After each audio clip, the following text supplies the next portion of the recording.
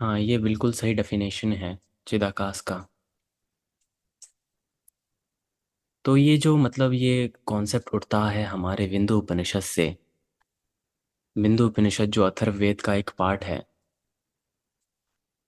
वहीं से मतलब ये नॉलेज मतलब डिराइव्स हुआ है। तो यहाँ पे हमें चिदाकाश का मतलब मिलता है।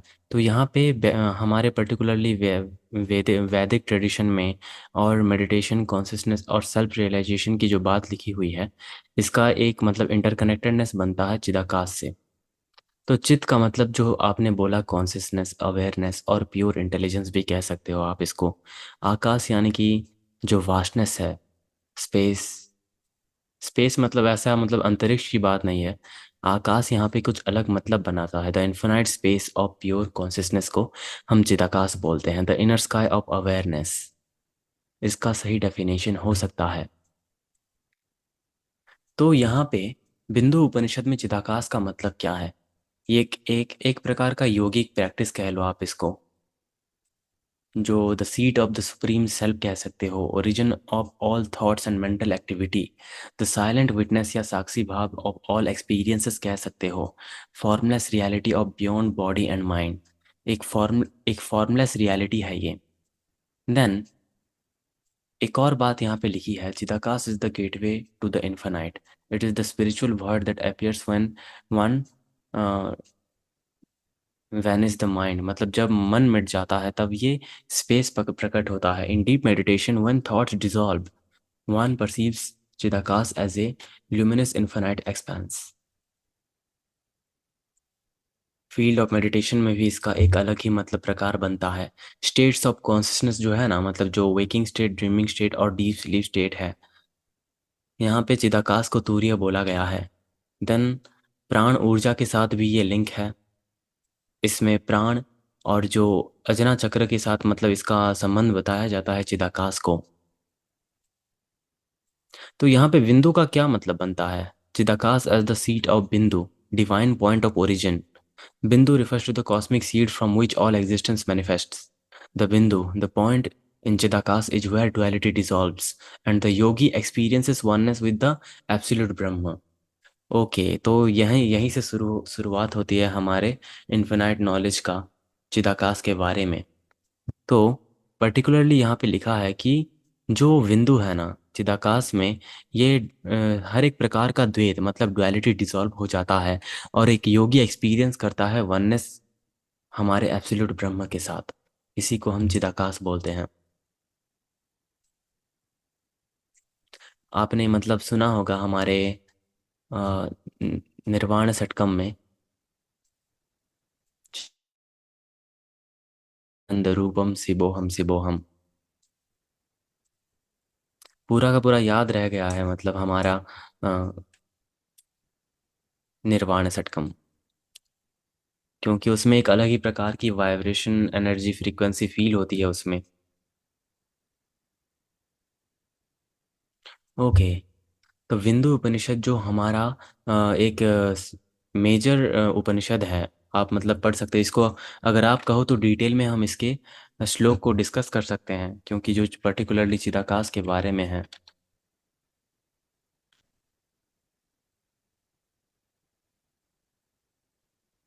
अमृत विंदु उपनिषद भी कहते हैं इसको।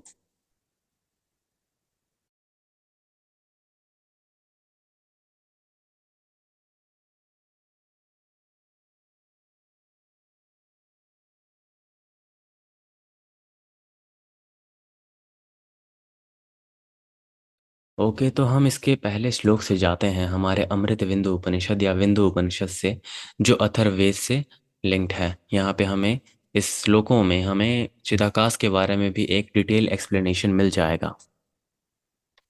तो पहला श्लोक यहाँ पे लिखा है, आपको आप कहो तो आपको पीडीएफ भी भेज दूंगा। मनो ही द्विविधम प्रक्तुम शुद्धम चाशुद्वयमेव च अशुद्धम कामसल्कम अशुद्धम कामविर्जनम, मतलब mind is of two kinds and pure and impure. The impure mind is the process of the desire and the pure mind is free from the desire. दो प्रकार के मन होते हैं, एक शुद्ध मन होता है और एक अशुद्ध मन होता है। अशुद्ध मन मतलब लिप्त होता है अनेक प्रकार की इच्छाओं से, और शुद्ध मन लिप्त लिप्त नहीं होता ऐसे प्रकार के हमारे डिजायर से। पहले श्लोक में ही ये मेंशन कर दिया गया है कि मन दो प्रकार के होते हैं, शुद्ध मन और अशुद्ध मन। देन दूसरे श्लोक में यहाँ पे वर्णन है मन एवं मनुष्याणाम कारण बंधन मोक्षयो। ये मतलब मुझे लगता है कहीं ना कहीं ये भगवत गीता के साथ भी जुड़ा हुआ है। Mind alone is the cause of people's bondage and the liberation. When the attached to the objects, it leads to the bondage, and free from objects, it leads to liberation. तो जब मन मतलब लिप्त होता है बंधनों से, तब वो लिबरेशन की ओर नहीं जा पाता। एंड जब ये अनअटैच हो जाता है अब सभी प्रकार के वस्तुओं के साथ, तब ये आज़ाद हो जाता की ओर मतलब मूव करने लगता है। तो ये था हमारा सेकंड वर्स।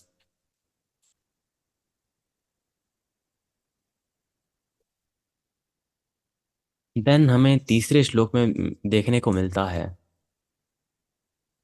यतो निर्विशेषाच मनोष मुक्ति ऋषि। मतलब जब लिबरेशन डिपेंड्स करता है हमारे माइंड के, माइंड जो ऑब्जेक्ट्स के साथ मतलब जुड़ा हुआ है ना, लिबरेशन उस पर डिपेंड्स करता है। The mind should always be made free from objects by one who seeks liberation. तो जो मतलब लिबरेशन की इच्छा करता है ना मोक्ष की, उसको मतलब हर एक प्रकार के ऑब्जेक्ट्स के बॉन्डेज से मुक्त होने की जरूरत होती है। तो यहाँ पे एक क्वेश्चन आता है, व्हाट यू मीन बाय अमृत बिंदु। बिंदु तो गया, मतलब बिंदु का जो डेफिनेशन था मैंने बोल दिया, लेकिन अमृत बिंदु का क्या मतलब बनता है।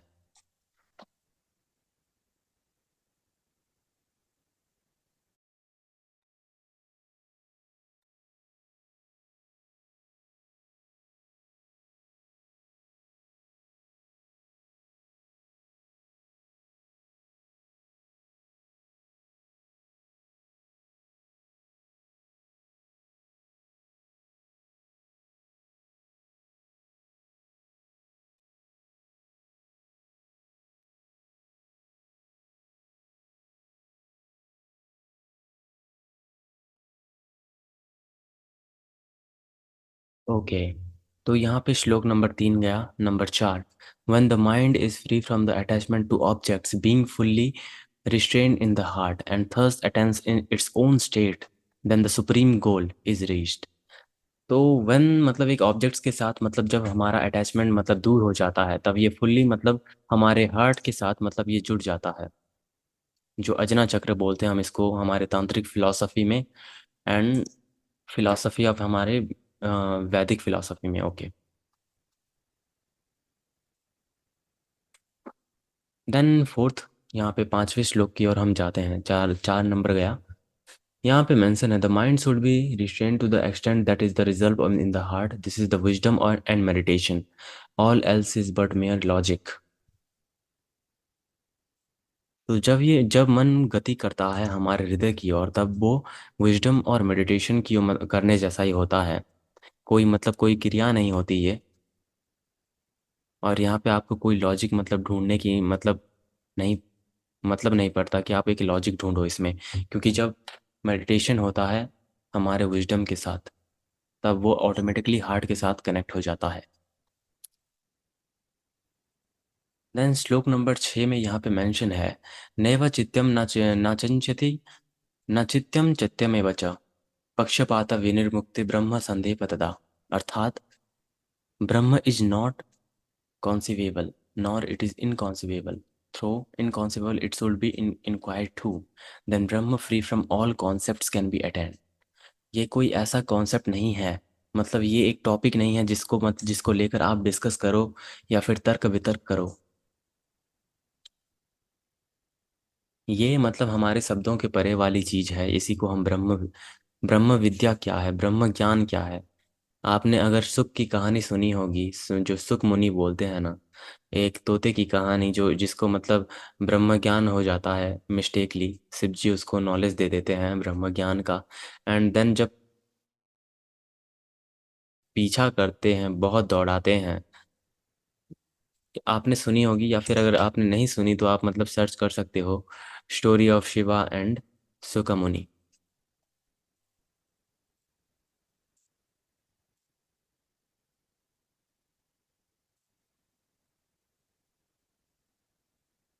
देन सातवें नंबर पर आता है, with sound one should practice meditation, then without sound one should meditate on the transcendent Brahma. By meditation without sound the existence cannot remain absent। मतलब साउंड के साथ यानी कि ध्वनि के साथ एक व्यक्ति ध्यान प्रैक्टिस कर सकता है, लेकिन बिना ध्वनि के, जहाँ बिना ध्वनि होती है वही मतलब, जब आप बिना ध्वनि के ध्यान करते हो वहीं ब्रह्म प्रकट हो जाता है। अस्वरणेन नभुवेन भावो न भाव इष्यते। मेरी वॉइस क्लियर आ रही है क्या?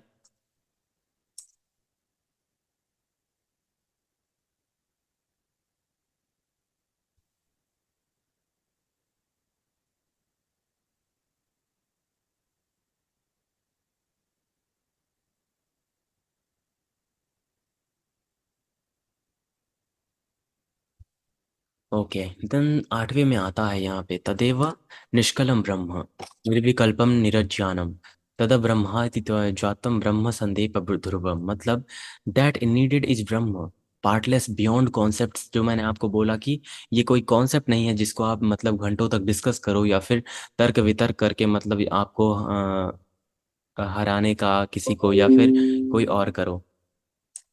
इसी को हम ये बियॉन्ड कॉन्सेप्ट बोलते हैं। I am that Brahma, Brahma is the central attend. Okay, ये जो अहम ब्रह्मास्मि बोलते हैं ना, यही है ये। देन नवे नंबर पे श्लोक पे लिखा है, निर्विकल्पम व अनंतम हेत्र दृष्टा चिर्वितम beyond concepts limitless beyond reasons and analogy beyond. मतलब हर एक चीज के परे बताया गया है ब्रह्म को यहाँ पे। The wise one becomes free, जब मतलब जान जाता है एक व्यक्ति डेप्थ में, जब वो जान लेता है कि ब्रह्म को मैं समझ नहीं सकता क्योंकि ये बियॉन्ड ऑफ कॉन्सेप्ट है, बस मैं इसको रियलाइज कर सकता हूँ। इसी को ही हम इसी को ही एक व्यक्ति मतलब लिबरेशन पा सकता है, एनलाइटमेंट पूरी तरह से वो पा सकता है। ना निरोध न चरपतितम बद्धो न च साधकः।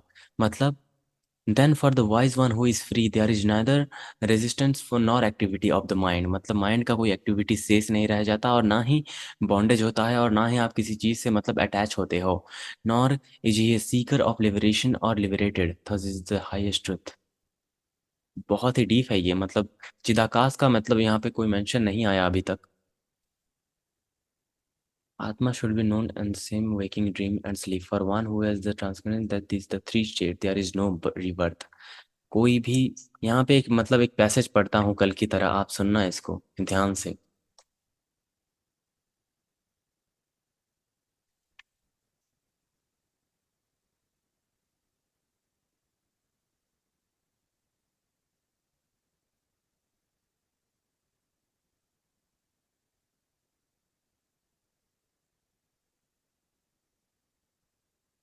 मैंने कहीं ना कहीं मतलब विंदु उपनिषद का भी लिखा हुआ था। एक सेकेंड।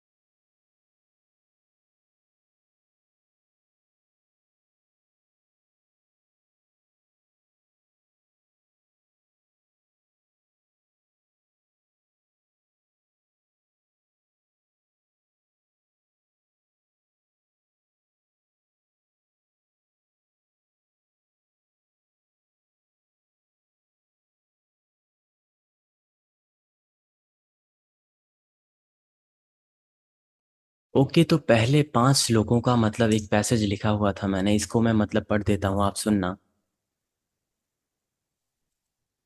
मन बंधन और मोक्ष का द्वार, सॉरी, मैं इतनी देर तक मतलब पीडीएफ में पढ़ रहा था इसको, इसीलिए थोड़ा समझ नहीं आया होगा, लेकिन मैंने ऑलरेडी इसको मतलब लिखा हुआ था, तो अभी क्लियर हो जाओगे आप कि क्या है ये। मन के दो प्रकार में मतलब विभाजित किया जाता है, शुद्ध और अशुद्ध। अशुद्ध मन वो है जो इच्छाओं में लिप्त रहता है, विषय वासना से जुड़ा रहता है। यही मन जन्म जन्मांतर के बंधनों का उत्पन्न करता है।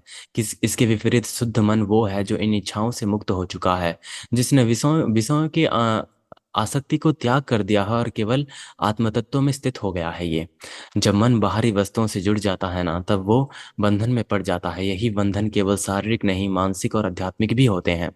ये मैं टोटल 1 से 5 श्लोकों का मतलब जिक्र कर रहा हूँ एक पैसेज के सहारे। इच्छाओं की पूर्ति के पीछे भागते भागते मनुष्य थक जाता है, किंतु ये इच्छाएं कभी समाप्त ही नहीं होती। एक इच्छा पूरी होती है तो दूसरी जन्म लेती है, और ये क्रम अनंत काल तक चलता रहता है।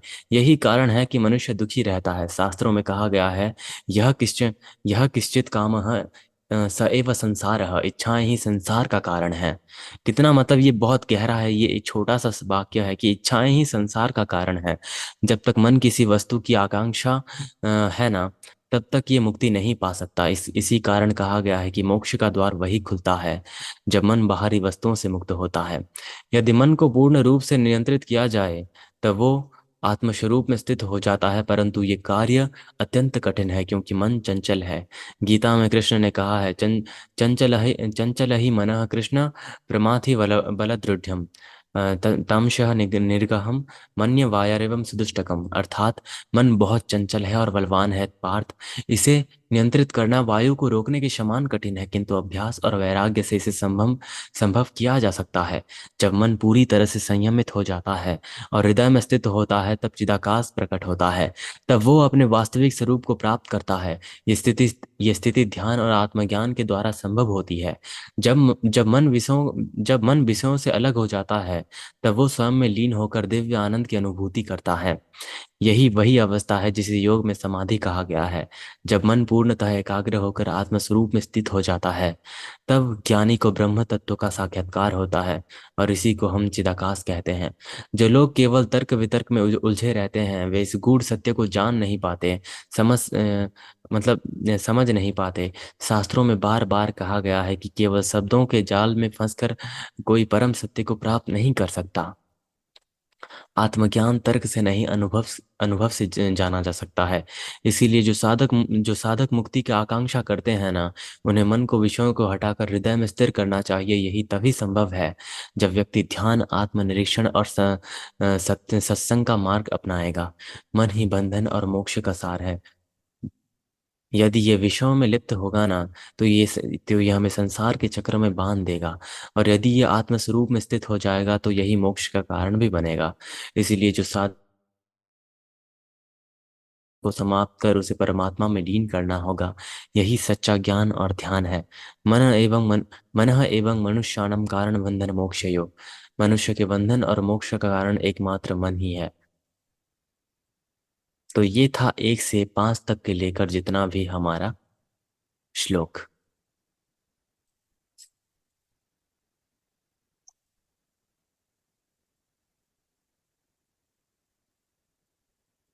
ओके, मैं इसको ग्रुप में भेज देता हूँ फिर।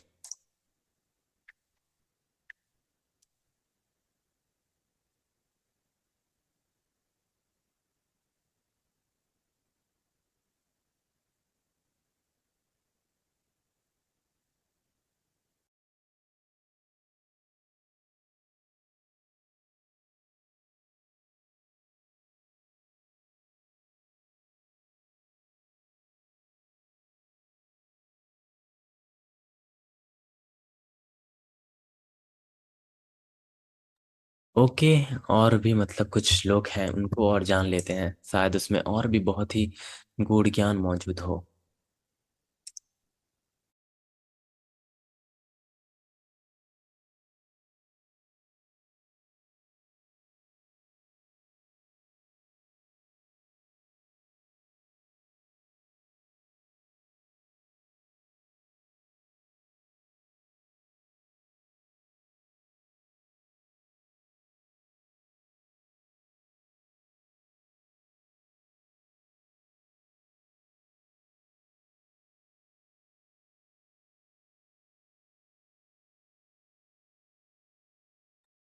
अब हम 6 से लेकर 10 जितने भी श्लोक हैं इसको समराइज कर देते हैं।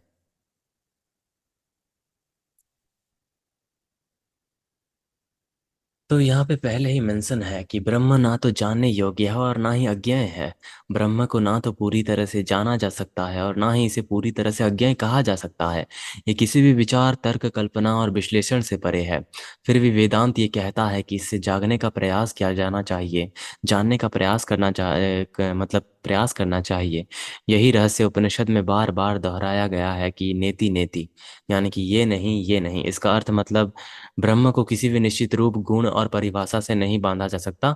वो ना तो साकार है, ना निराकार है, और ना ये है ना वो है। वो सभी सीमाओं से परे एक अद्वितीय सत्ता है। और ध्वनि के बारे में भी यहाँ पे लिखा है कि ध्वनि के सहारे ध्यान, ये आप सुनिए। ध्वनि के सहारे ध्यान और ध्वनि के पार है ध्यान। जब हम किसी मंत्र, शब्द या किसी ध्वनि पर ध्यान केंद्रित करते हैं तो मन एकाग्र रहता है। ये ध्यान का पहला चरण है जहां हम किसी बाहरी साधन जैसे मंत्र, जप, भजन का उपयोग नहीं करते। जब मन ध्वनि से परे चला जाता है तब वो पूर्ण शांति में स्थित हो जाता है। जब तभी चिदाकाश का आगमन होता है। ये निर्विकल्प ध्यान है जहाँ ना कोई शब्द बजता है, ना कोई विचार, ना केवल कोई मतलब भटकाहट होती है ना, केवल शुद्ध अस्तित्व ही शेष रह जाता है। यह अवस्था अमंत्रक ध्यान कहलाती है। अमंत्रक ध्यान, जहाँ शब्द और ध्वनि समाप्त हो जाते हैं उसको हम अमंत्रक ध्यान बोलते हैं। केवल मौन रहता है, मौन, इटर्नल साइलेंस, जहाँ पे मतलब कुछ भी एग्जिस्ट नहीं करेगा, कोई भी साउंड, वाइब्रेशन, कुछ भी नहीं। एक अंशहीन की बात की गई है यहाँ पे जो तर्क से परे है और अनंत का स्वामी कहलाता है। ब्रह्म अंशों में विभाजित नहीं होता। ये ना तो सीमित है और ना ही इसके कारण कोई उत्पन्न हुआ है, और ना किसी के कारण उत्पन्न हुआ है, ना किसी कारण पर ये निर्भर है। ये तर्क और अनुमान से परे है। इसे ना तो किसी उदाहरण से समझा जा सकता है और ना ही इसे कारण से मतलब परिमाणों द्वारा सिद्धांत से बांधा जा सकता है। ये बात उपनिषद में स्पष्ट किया गया है कि यतो वाचो निर्वतेन्त अप्राश्य मनसा सह, अर्थात जहाँ वाणी जहाँ वाणी और मन भी पहुंचने में असमर्थ हो जाते हैं वही ब्रह्म है। ये छोटा सा संस्कृत का मतलब श्लोक था, लेकिन ये गूढ़ रहस्यों को मतलब उजागर करता है कि यतो वाचो निर्वर्तते, हाँ, निर्वर्तन्ते अपरा अप्रास्य मनसा सह, मतलब जहाँ वाणी और मन भी पहुंचने में असमर्थ होते हैं वही ब्रह्म है।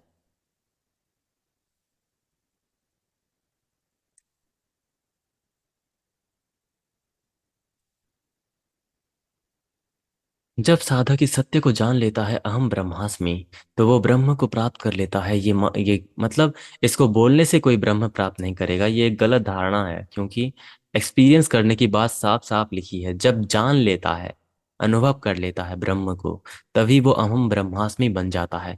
ये ज्ञान मात्र बौद्धिक नहीं बल्कि प्रत्यक्ष अनुभव की प्राप्ति है। प्रत्यक्ष अनुभव, जब ये अनुभूति होती है ना, तब वो पूर्ण स्वरूप में मुक्त होकर मतलब ना बंधन में होता है, ना मोक्ष का साधक बनता है, ना साधक करने वाला, साधना करने वाला होता है, और ना ही कोई कर्म करने वाला बनता है। उस अवस्था में ना तो कोई नियम बाध्य करता है, ना कोई क्रिया आवश्यकता होती है, ना कोई साधन बसता है, और ना ही कोई लक्ष्य बसता है, और ना ही कोई बंधन रहता है, और ना कोई मुक्ति रहती है। Beyond of all states. यही था हमारे छठे श्लोक से हमारे 10वें श्लोक का ज्ञान, हमारे अमृत बिंदु उपनिषद का। अब हम और कुछ श्लोक बचे हैं, इस पे आगे बढ़ते हैं। हमारे श्लोक 11 से 22 तक चले जाते हैं डायरेक्ट।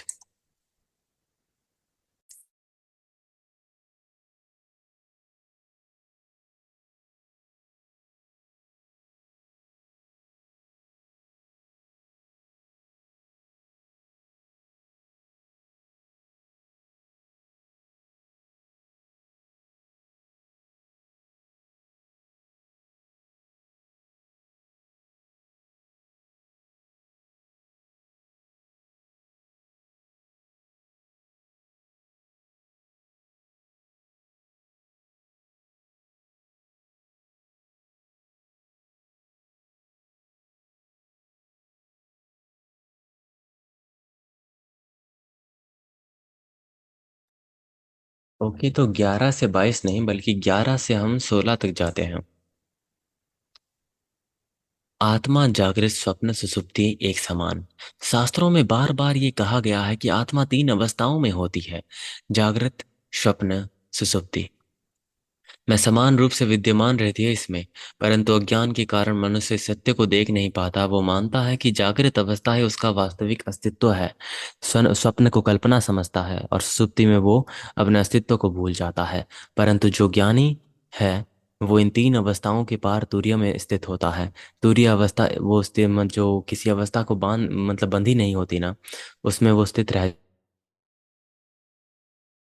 वेदों में कहा गया है कि आत्मा एक ही है, परंतु वो अनेक रूपों में प्रकट रहती है। ये सत्य उस चंद्रमा के समान, ये सुनिए, ये सत्य उस चंद्रमा के समान है जो उनके घड़ों में पड़े जल में अलग अलग दिखाई देती है। चंद्रमा एक है, वो ब्रह्म है। अलग अलग जलाशयों में उसकी प्रतिबिंब अनेक हैं। ये आत्मा के विभिन्न शरीरों में प्रकट प्रकट होने जैसा है। घड़ा हिलता है परंतु उसमें समाया आकाश स्थित रहता है। जब उपनिषदों में ये लिखा है, मतलब एक सुंदर मतलब मेटाफोर यहाँ पे मौजूद है। जब एक घड़ा हिलाया जाता है तो केवल घड़ा हिलता है, परंतु उसमें स्थित आकाश जो त्यों बना रहता है। घड़ी जो मिट्टी का पात्र वो शरीर है, और आकाश अंतरिक्ष आत्मा है। जब शरीर बदलता है, जन्म मरण होता है, तो केवल शरीर बदलता है, आत्मा अडोल बनी रहती है। ये नष्ट नहीं होती, ये परिवर्तित नहीं होती। न जायते मिस ये जो हमारे भगवत गीता में है ना, न जायते मिस्यते बा कदाचित नायम भूत्वा भावति बना भूष्य, मतलब शरीर का विनाश, आत्मा कभी कभी जन्म नहीं लेती, न मरती है, और ना ही कहीं विद्यमान रहती है। एक बहुत ही गहरा पोएटिक पैसेज मैं यहाँ पे पढ़ना चाहूंगा।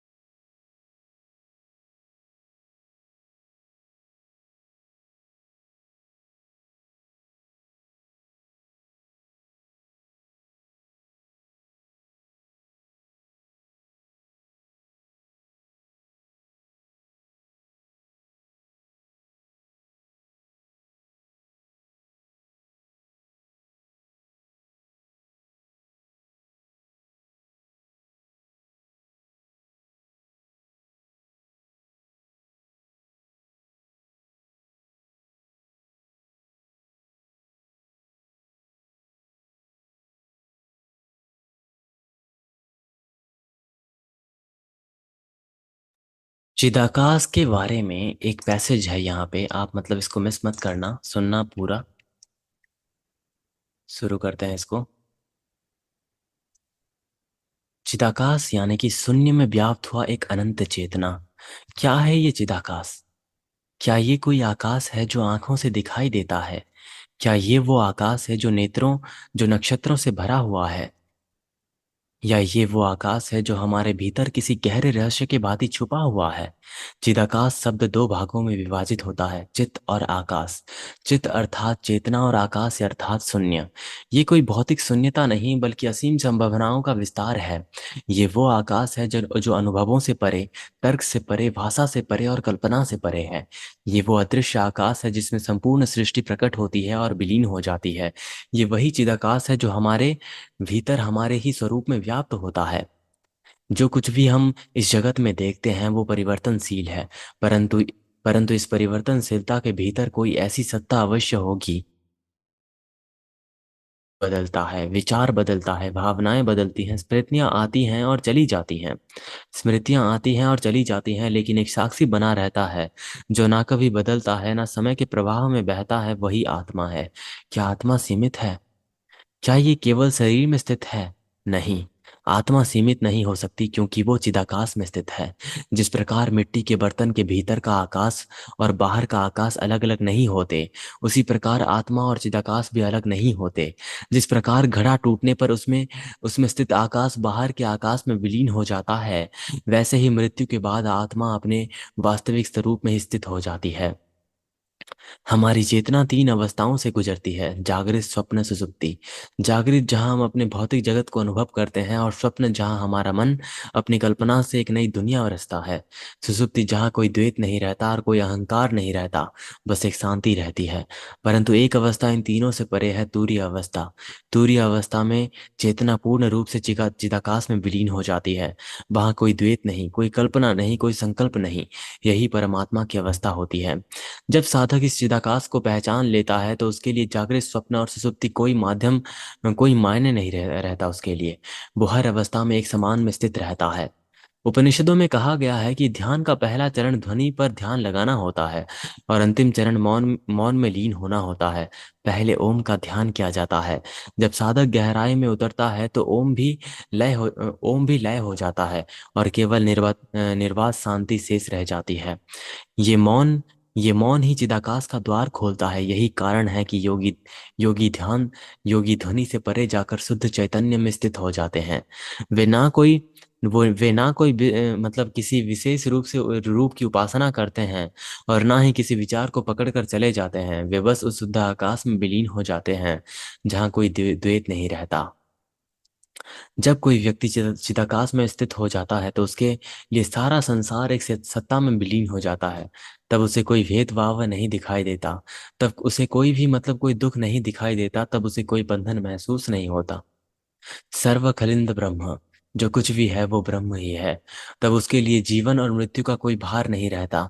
तब वो जागृत में बंधा रहता है, ना स्वप्न में तब ना तो वो जागृत में बंधा रहता है, ना स्वप्न में उलझता है, ना सुषुप्ति में खो जाता है। तब वो बस चिदाकाश में स्थित रहता है, यानी कि शुद्ध, मौन, असीम और अनंत।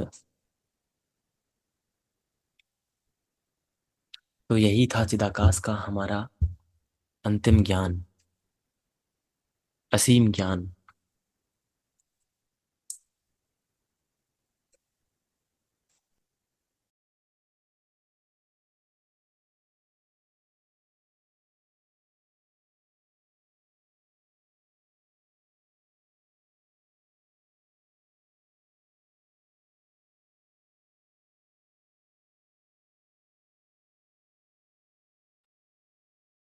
क्या वे हो सकता है, मतलब आपके अकॉर्डिंग ऐसा क्या वे है जो हमें इस ऐसी चीजों का मतलब कोई ऐसे फोकट में तो नहीं लिख सकता ना ऐसी चीजों को।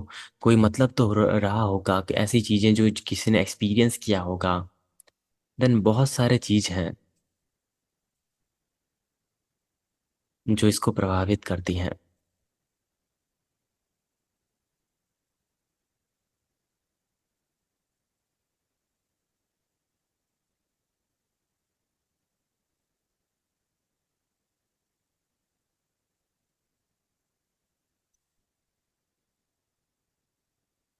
अद्भुत गीता जैसा लग रहा है।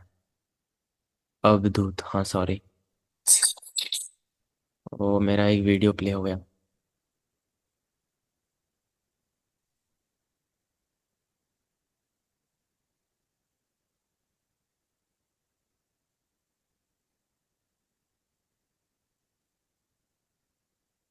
कहीं ना कहीं वो चीजें अब आपस में तो जुड़ी ही हुई हैं। एक सूक्ष्म स्तर पर कह लो या फिर निम्न स्तर पर, जो भी कहो आप, मतलब एक मिस्टिकल एनर्जी है ना, जो जुड़ी हुई है, हर एक चीज के साथ इंटरकनेक्टेड है।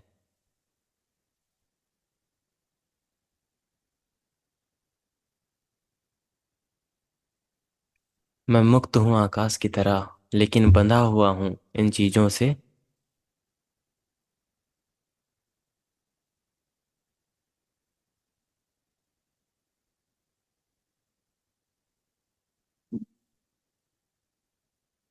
कितना बुरा लगेगा ना, मतलब जब हम अपने आप को जीवन में बस बांधते चले जाएंगे आगे। क्योंकि आगे बस बंधन ही आते हैं। शादी से बड़ा बंधन और क्या हो सकता है, जो मोस्ट ऑफ द लाइफ आपके 50% आपको बांधता है।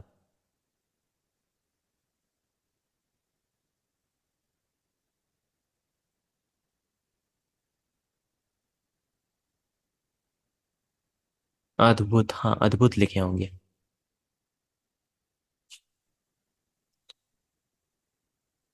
चलिए कुछ मतलब हमारे ऐसे ही पर्सनली बात करते हैं इन चीज़ों के ऊपर। मैं आज, हाँ, आज एक कवि मतलब हमारे कबीर जी का दोहा पढ़ रहा था, एंड एक बहुत ही अच्छा दोहा मिला हमारे। उनका नाम क्या था? अनीस शायद, ऐसा कुछ था। एक सेकेंड।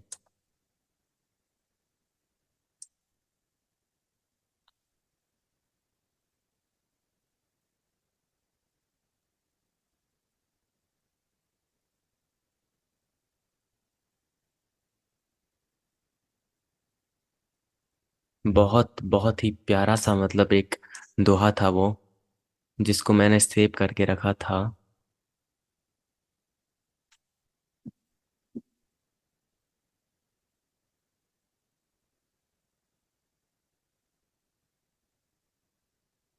हम्म, शायद मैंने उसको खो दिया कहीं पे। इतना प्यारा दोहा।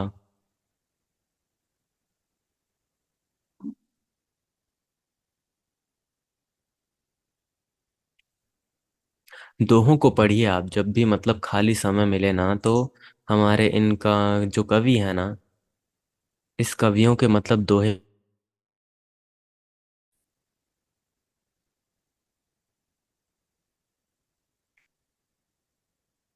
जैसे कि अभी अगर मैं पढ़ूं तो, चादर मैली ते साबन थोड़ा, बैठ किनारे गोबे, मतलब ये शायद मराठी में है, सॉरी सॉरी, मुझे मराठी उतनी नहीं आती।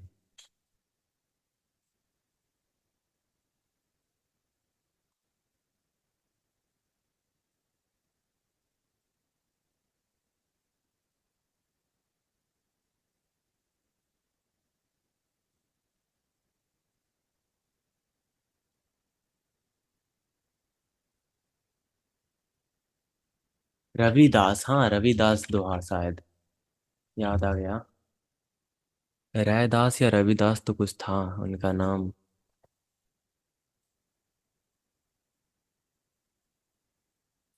मैं वो दोहा कैसे मतलब खो दिया, पता नहीं चला।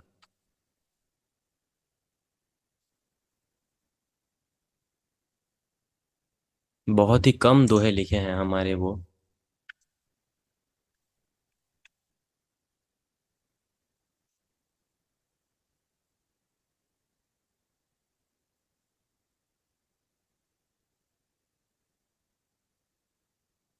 काम बिगाड़े भक्ति को, क्रोध बिगाड़े ज्ञान, लोभ बिगाड़े त्याग को, मोह बिगाड़े ध्यान। ये तो मैंने पहले ही पढ़ा था। और भी अगर आप कहो तो ऐसे कई दोहों को मैं पढ़ सकता हूँ। नारी निंदा न समान। क्या बहुत। गुरु गुरुपुरा मिला नहीं, सोनी अधूरी सीख, भगवा वस्त्र पहनकर घर घर मांगे भीख। सबसे पर्सनली मुझे बहुत अच्छा लगा था ना, वो था, रूप देखना उलझ रे मानव, ये बस धोखे का एक जाल है, सुंदर चिकने चाम के भीतर नरकंकाल है। सबसे बेस्ट है ये, मतलब जो अपने जीवन में जितना भी दोहा मैंने पढ़ा, सबसे बेस्ट मतलब यही था कि रूप देखना उलझ रे मानव, ये बस धोखे का एक जाल है, सुंदर चिकने चाम के भीतर नरकंकाल है। इनका दोहा था, मतलब नेम मेंशन नहीं है।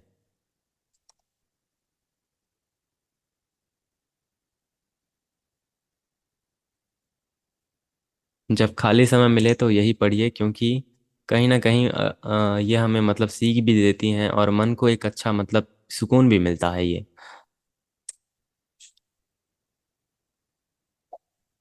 मराठी में ज्यादा आते हैं मेरे, मतलब इसे मराठी मुझे आता नहीं।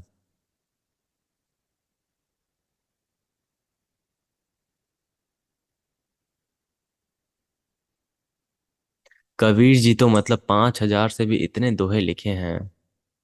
ग्रुप पे सेंड कर दूं क्या? हाँ, ओके। पूर्व जन्म को कैसे जाने, पागल हो जाएंगे अगर हम जानेंगे तो। इतने सारे जन्म हुए हैं। अगर आप अभी यहाँ मौजूद हो तो इसका मतलब यही है कि आप कभी मुक्त हुए ही नहीं थे। तो अगर आप मतलब अपने हजारों करोड़ों जन्म को जानना चाहोगे, जो कीड़े मकोड़े बने हम, या फिर जो पशु पक्षी बने, कैसे मरे, किसी किसी चील पक्षी के हाथों द्वारा खाए गए, या फिर किसी ने हमको मार डाला, या फिर ऐसे ही किसी युद्ध में वीर गति मिला, या फिर किसी किसी के घर में नौकर थे किसी ने मार दिया, ऐसे बहुत सारे पॉसिबिलिटीज पॉसिबल है ना। तो अगर आप इसको मतलब सोचते चले जाओगे अपने पूर्ण जन्म के बारे में, तो ना यहीं के रहोगे ना वहीं के। मैं ऐसा ही सोचता हूँ, इसलिए इसको जानने का प्रयास ही नहीं करना चाहिए। पूर्व जन्म का मतलब थोड़ी ना कि आप हर एक जन्म में इंसान ही रहे होंगे, क्योंकि पंचाग्नि विद्या में क्या लिखा गया है। अगर कोई इंसान आपको मतलब ग्रहण करेगा तो आपकी आत्मा जब एक रिप्रोडक्टिव एनर्जी में ट्रांसफॉर्म होगी, अगर वो कंडीशन सही रहा तभी मानव जन्म मिलता है। कबीर जी भी बोले हैं ना कि मानव देह मतलब बहुत ही कठिन रूप से मिलता है। हमें मतलब पर्सनली नहीं जानना चाहिए अपने आफ्टर लाइफ को, क्योंकि अगर आप जान लिए कि अगर पिछले जन्म में आप एक कीड़े थे एंड किसके द्वारा कुचले गए थे, तो कैसा फील आएगा आप खुद सोचो।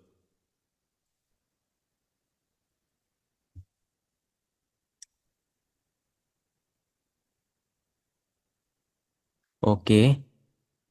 ओके, मैं फिर से पढ़ता हूँ हमारे दोहों को।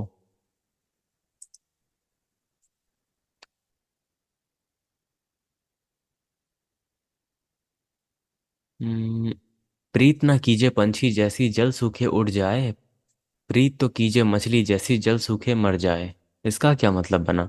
प्रीत ना कीजे पंछी जैसी जल सूखे उड़ जाए, प्रीत हो, हाँ हाँ, समझा समझा। ओके।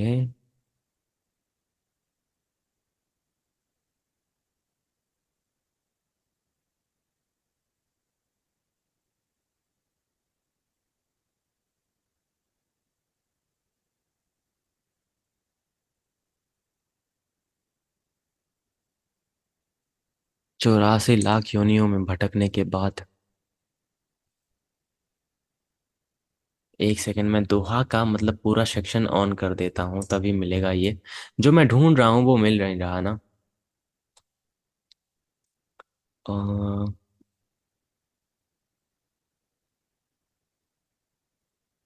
हाँ, मिल गया मिल गया मिल गया, जो मैं ढूंढ रहा था।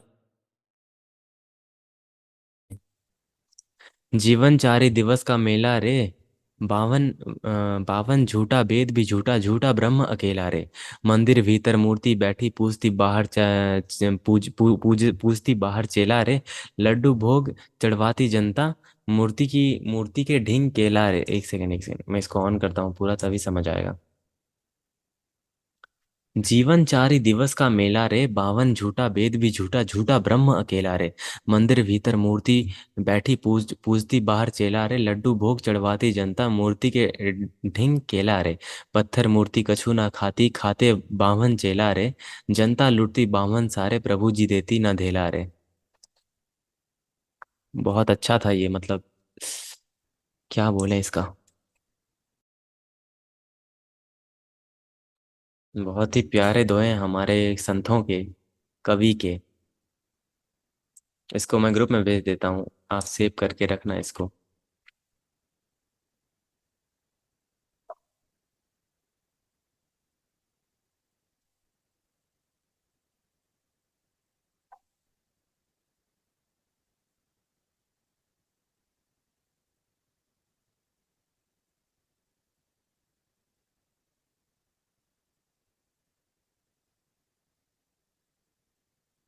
और भी है यहाँ पे। हाँ।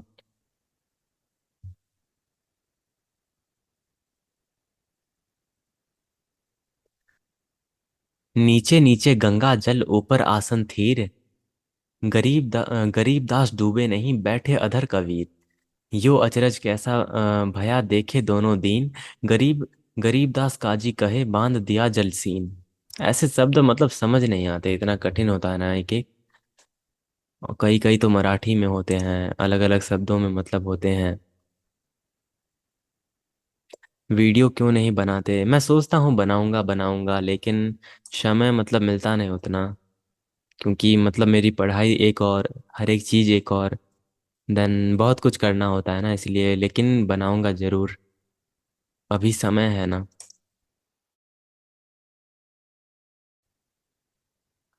एक राम दशरथ का बेटा, एक राम घटघट में बैठा, एक राम का सफल पसारा, एक राम त्रिभुवन से न्यारा। राम राम सब जगत बखाने, आदि राम कोई बिरला जाने। तुम कौन राम का जपते जाप, जिससे कटे ना तीनों ताप। वाह, बहुत बेस्ट था ये। एक राम दशरथ का बेटा, एक राम घटघट में बैठा, एक राम का सफल पसारा, एक राम त्रिभुवन से न्यारा, राम राम सब जगत बखाने, आधे राम कोई विरला बिरला जाने। तुम कौन राम का जपते जाप, जिससे कटे ना तीनों ताप।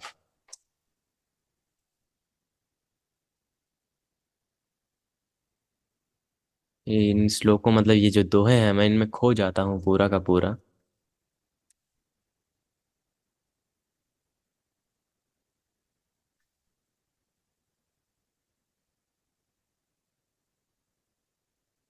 एक एक कम्युनिटी है ना जो कबीर जी को मतलब पूरा इटरनल गॉड बोलती है, अल्लाह, जीसस, और हमारे त्रिमूर्ति से परे।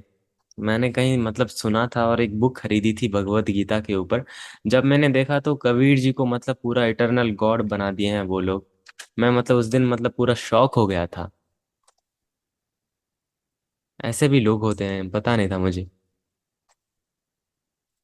एक संत को भगवान बना देना कैसी मतलब क्या है ये। पूरे एक संत को जिन्होंने मतलब समाज को सुधारने के लिए इतना लेखन लिखा अपने, फिर भी मतलब उन्हीं को ही भगवान बना दो। उनका नाम क्या था, अगर पता चले तो मुझे बताना, उनके मतलब मैं स्टडी करूंगा उनका। और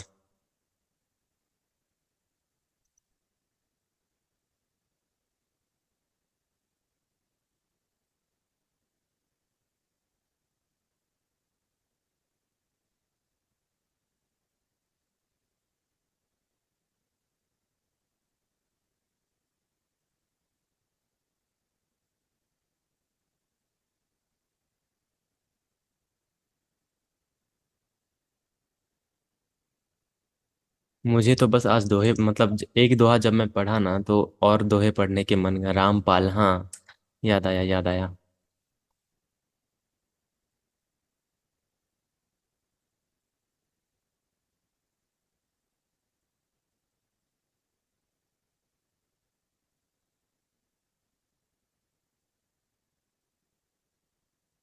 आज मतलब मैं जो वीडियो आप अभी अपलोड किया ना, रिकॉर्डिंग करते वक्त मतलब झिंगुर की आवाज़ आ रही थी बाहर से, असली झिंगुर झिंगुर की बात कर रहा हूँ मैं। वो हमारे नाद योग वाला नहीं। तो एक अलग ही पीसफुल लगा मुझे, क्योंकि पर्सनली जब आप एक चीज़ कर रहे हो और प्रकृति से नेचुरल आवाज़ें आए और रिकॉर्डिंग में शामिल हो जाएं, तो वो एक अलग ही रस प्रदान करता है। बहुत ही प्यारा था वो पल।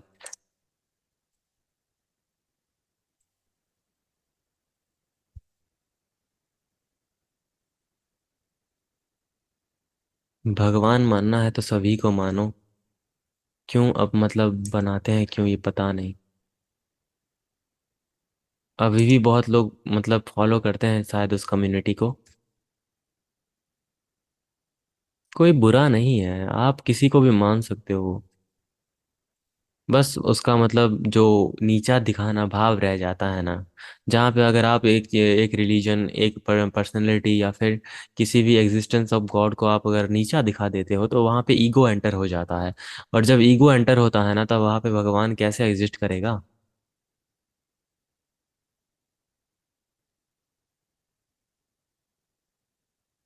किसी को भगवान बनाना गलत नहीं है।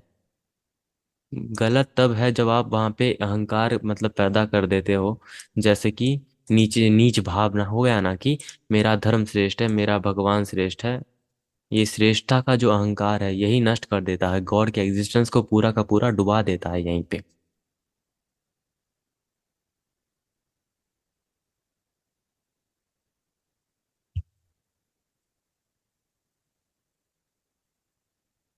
कट्टरवाद, ये जो कट्टरतावाद है ना, हर एक रिलीजन में होता है पर्टिकुलरली। लेकिन पर्सनली अगर आप कहो, मैं अपने आप को किसी रिलीजन का नहीं मानता।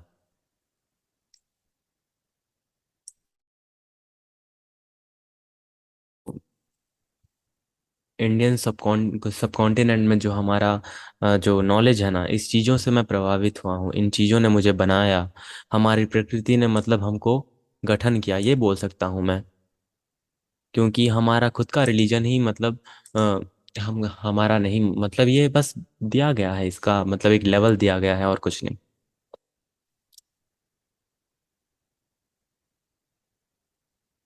प्राचीन किताबों की गहराई को अगर आप उतरोगे ना, उसमें भी आपको यही सत्य मिलेगा कि सत्य तो सिर्फ एक है, लेकिन ज्ञानी उसको अलग अलग नामों से पुकारते हैं।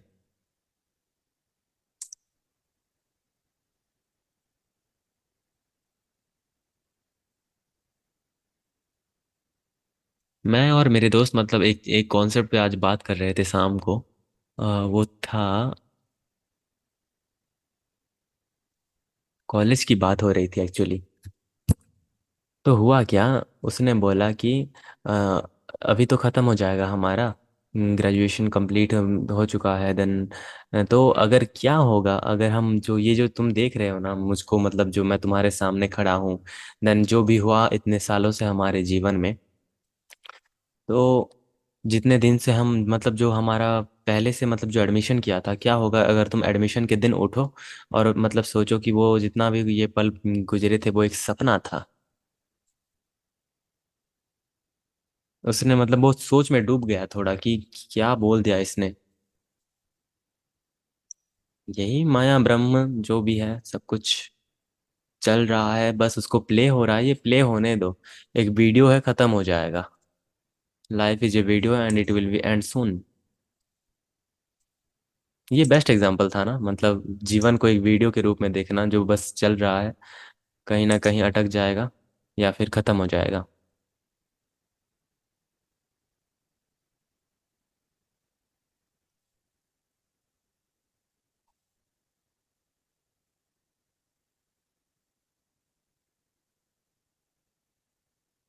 कितने कितने मैं मतलब मैं कब मतलब शौक हो जाता हूँ जब मैं ये सोचता हूँ कि कितने शक्तिशाली, कितने इंटेलेक्चुअल थिंकर्स, कितने फिजिकल स्ट्रेंथ वाले लोग पैदा हुए थे, महारथी से लेकर न जाने कितने प्रचुर धन से मतलब व्याप्त लोग मतलब ऐसे पैदा हुए होंगे।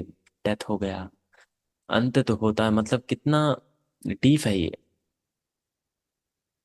चकित हो जाना पूरा का पूरा कि आप जितने भी शक्तिशाली हो, जिस चीज में भी, वो अंत में मैटर नहीं करता।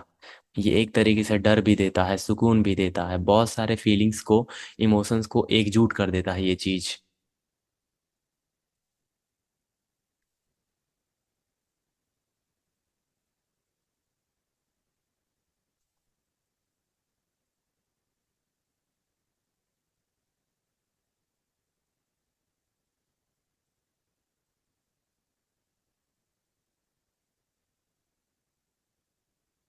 मेरा दोस्त बोल रहा था कि मैं उस दिन का वेट कर रहा हूँ जब वो डेथ सामने आएगा, उसके बाद क्या होगा मुझे जानना है, क्योंकि वो एक इटर्नल क्वेश्चन मार्क होगा, एक सरप्राइज होगा यूनिवर्स का जो भी है।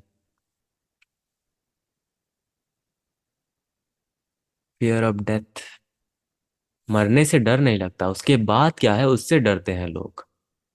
या फिर हो सकता है कि वो जो पीड़ा होगा, ऐसा सोच के मतलब डरते होंगे।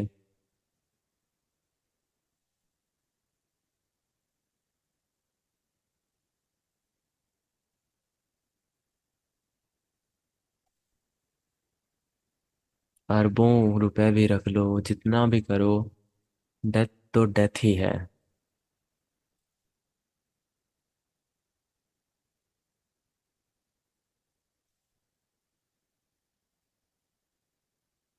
नरक का द्वार, मुझे नहीं लगता। ये बस मोरालिटी के लिए भी बोलते होंगे लोग। हम इमेजिन करते हैं स्वर्ग नरक को एक लोक के भांति, एक ऐसा ही दुनिया होगा, हो सकता है कि हम किसी दुनिया के नरक में हो अभी।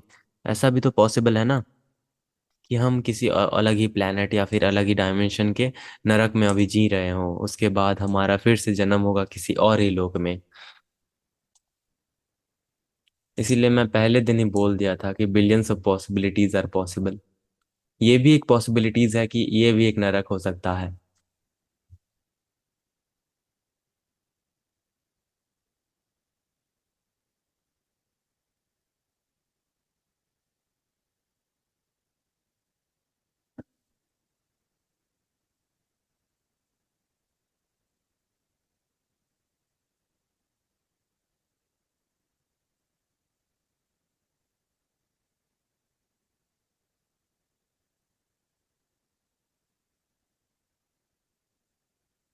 बस यही होगा।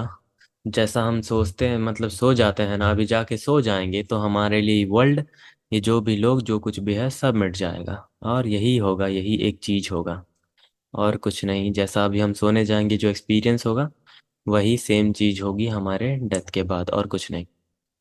क्योंकि एक प्रकार से हर एक दिन एक जीवन की तरह है, और हर एक रात हमारे लिए मृत्यु लाती है।